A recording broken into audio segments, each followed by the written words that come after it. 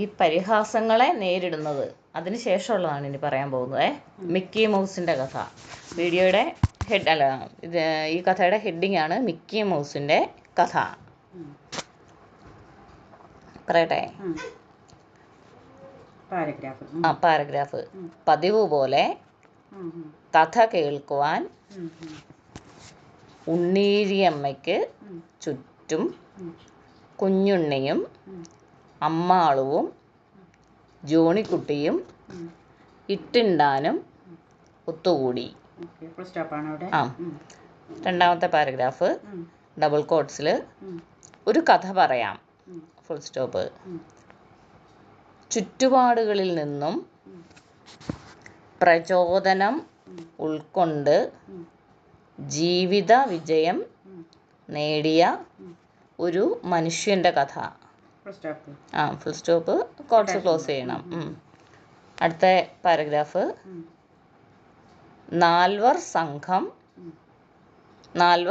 സംഘം ശ്രദ്ധയോടെ കേട്ടിരുന്നു. വർഷങ്ങൾക്ക് മുമ്പ്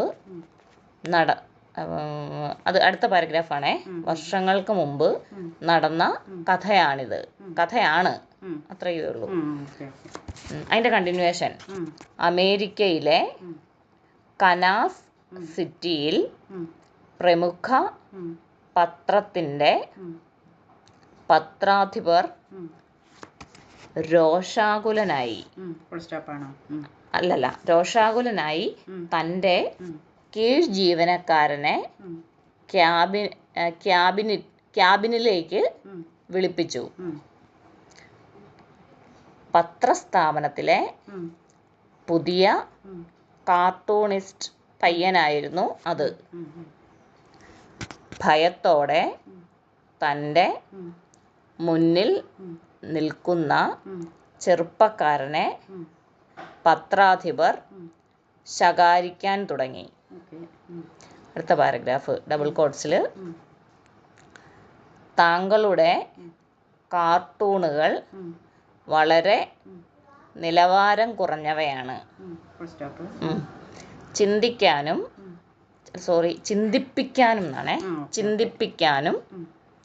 ചിരിപ്പിക്കാനും കാർട്ടൂണുകൾക്ക് കഴിയണം. വരയ്ക്കുന്ന ആൾക്ക് നല്ല ഭാവന ഉണ്ടെങ്കിൽ മാത്രമേ അതിനു സാധിക്കൂ. ഉണ്ട്, സാധിക്കൂ.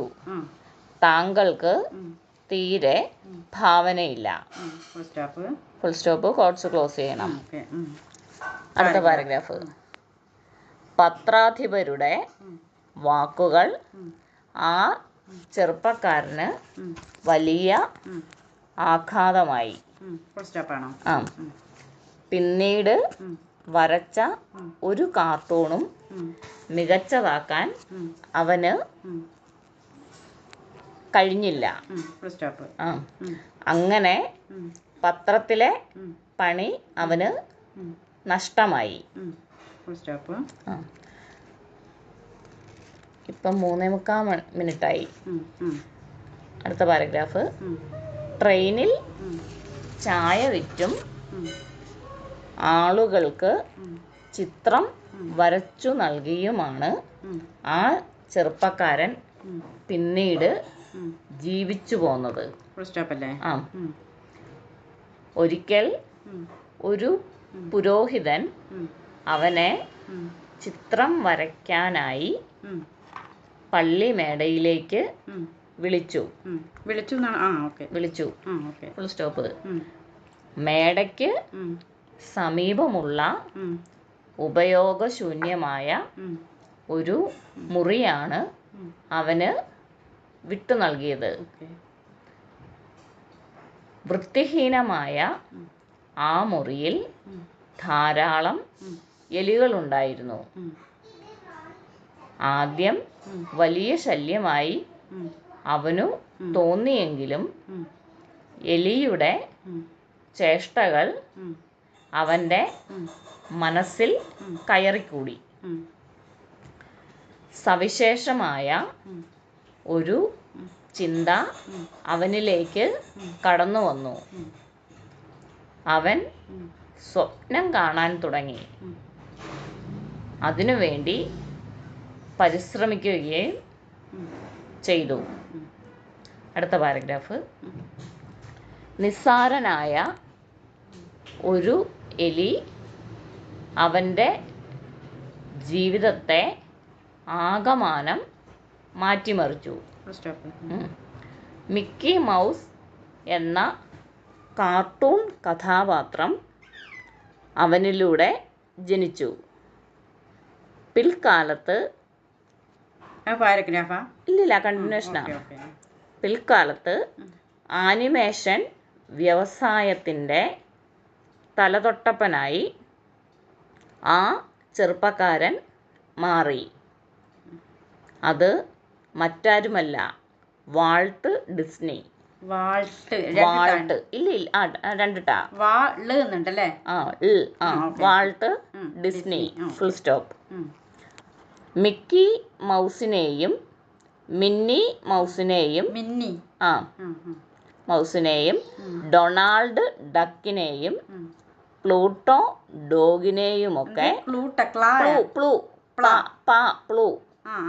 പ്ലൂട്ടോ ഡോഗിനെയുമൊക്കെ നമുക്ക് തന്ന സാക്ഷാൽ വാൾട്ട് ഡിസ്നി, ഫുൾ സ്റ്റോപ്പ്. അടുത്ത പാരഗ്രാഫ്. ചിരിപ്പിക്കാനും ചിന്തിപ്പിക്കാനും കഴിയാത്ത കാർട്ടൂണുകൾ എന്ന് പറഞ്ഞ് അദ്ദേഹത്തെ കളിയാക്കിയവർ പോലും പിൽക്കാലത്ത് അദ്ദേഹത്തിൻ്റെ ആരാധകനായി മാറി. ഒരു ചെറിയ എലിയാണ് അവൻ്റെ ജീവിതത്തെ ആകെ മാറ്റിമറിച്ചത്. അടുത്ത പാരഗ്രാഫ്. മിക്കി മൗസ് ഒരു കാലഘട്ടത്തിൻ്റെ തന്നെ ചിരിയായി മാറി. തൻ്റെ കാർട്ടൂൺ കഥാപാത്രങ്ങളിലൂടെ വാൾട്ട് ഡിസ്നി ലോകത്തെ കുടുകുട ചിരിപ്പിച്ചു. അടുത്ത പാരഗ്രാഫ്. 7, ഒരു 2 മിനിറ്റ് കൂടിയേ ഉള്ളൂ.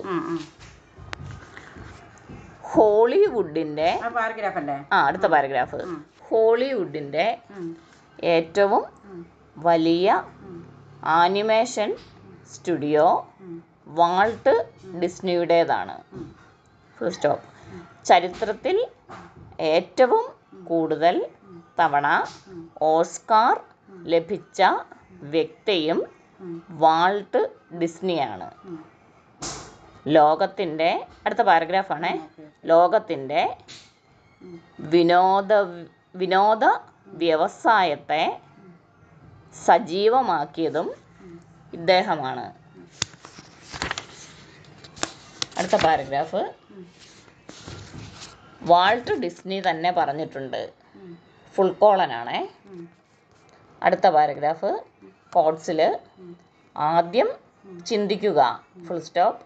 രണ്ടാമതായി സ്വപ്നം കാണുക. മൂന്നാമതായി വിശ്വസിക്കുക. ഏറ്റവും അവസാനം ധൈര്യപ്പെടുക. ഇതാണ് എല്ലാ വിജയത്തിലേക്കുമുള്ള വഴി.